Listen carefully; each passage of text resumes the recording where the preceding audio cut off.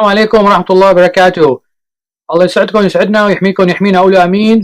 هلا رجعت لكم بشغلة طيبة جدا، هي عبارة عن كبة بطاطا نية سهلة كتير، ما بدها شيء. هي عبارة عن كاسة برغل ناعم، حطينا له مي كاسة سخنة كتير وخليناه يقعد له شي 15 دقيقة حتى يطرى. بدكم شي 4 بطاطات سلقناهن وفعوسناهن بهالشوكة. بدكم زيت زيتون 3-4 معالق صغيرة.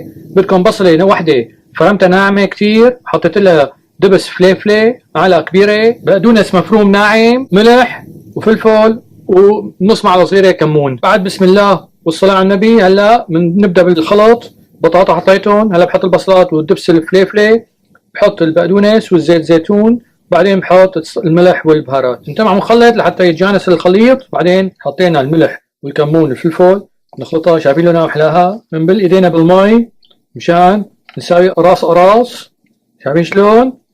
بعدين بنحطها بصينية للتقديم، بنحط معها بالتقديم زيت ودبس رمان.